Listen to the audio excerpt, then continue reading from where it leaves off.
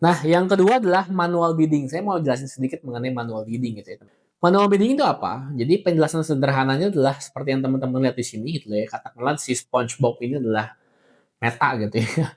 Dan orang-orang yang ngantri gitu ya ke SpongeBob ini adalah para advertiser. Oke, penjelasan sederhananya, Meta ini kayak jualan mainan. Jadi kayak mereka jual si Meta ini jualan sesuatu, jualan traffic kan sebenarnya ya. Dan banyak anak rebutan ya. Kita salah satunya rebutan. Buat apa? Kita rebutan karena kita pengen nawar gitu ya. Kita pengen nawar dengan niat gitu ya, untuk mendapatkan mainan tersebut atau traffic tersebut gitu ya.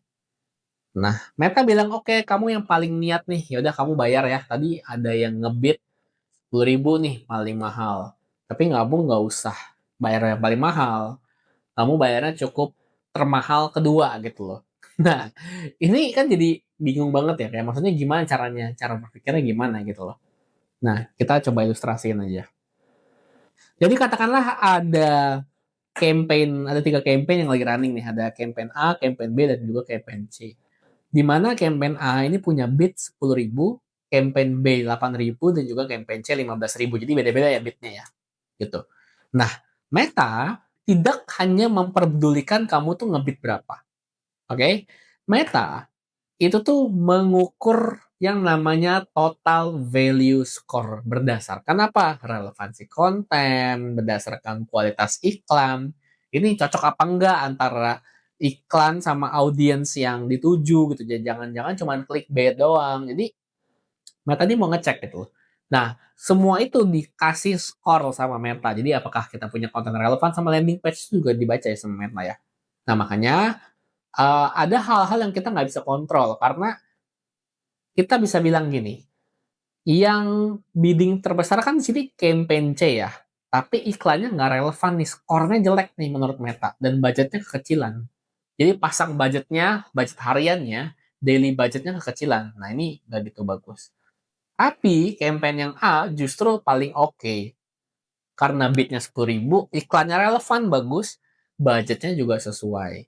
Nah makanya yang diberikan itu adalah ngebitnya adalah 10.000, tapi yang masuk itu di bawahnya 10.000. Jadi yang nomor 2 gitu ya, tadi 8.000, dan bayarnya tuh nggak 10.000, tapi 8.001 rupiah.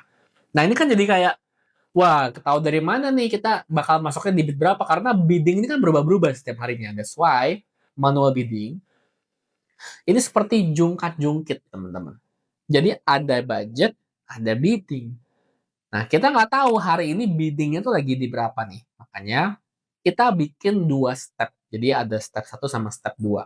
Step 1 adalah biddingnya kita menggunakan bid cap gitu ya. Saya jarang menggunakan cost cap, saya lebih suka menggunakan bid cap di bagian campaign ini. Dan habis itu kita kali 3 dari target cost per result kita. Katakanlah target cost per result kita adalah 30.000.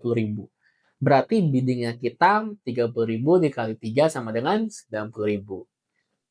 Terus di tes lagi 99.000, 110.000, 120.000, dan 130.000. Jadi naik-naikin terus gitu. Sehingga bid tertinggi kita adalah 5 dikali 30.000 tadi ya. 5 dikali 33.000, 155.000. Ini dari segi bidding. Oke, kita lock dulu. Dari step yang kedua, itu adalah dari segi budget. Nah, budget kita itu kita naikin 5 sampai dengan 10 kali dari harga biasa.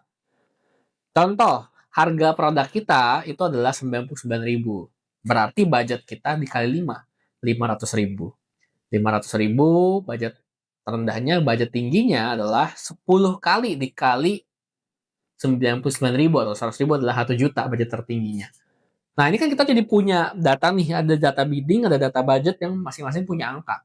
Tugas kita adalah cocok-cocokin bidding 99.000 dengan budget 500.000, bidding 99.000 dengan budget 600.000, bidding 110.000 dengan budget 1 juta nih. Jadi kita cocok-cocokin mana yang akan masuk di hari itu. Jadi manual bidding ini agak advance, dan kalau masuk gitu ya, kalau masuk ini sebenarnya bisa mendapatkan pembelian yang lumayan. Gitu. Waktu itu kita tertinggi dalam 1 hari bisa terjadi konversi 67 karena rata-rata konversi per campaign tuh pada saat itu 5, habis itu 7 atau 3. Tapi ketika manual bidding-nya masuk bisa dapat 67 pembelian dari satu campaign manual bid. Sehingga di sini saya kasih contoh juga penamaan campaign saya.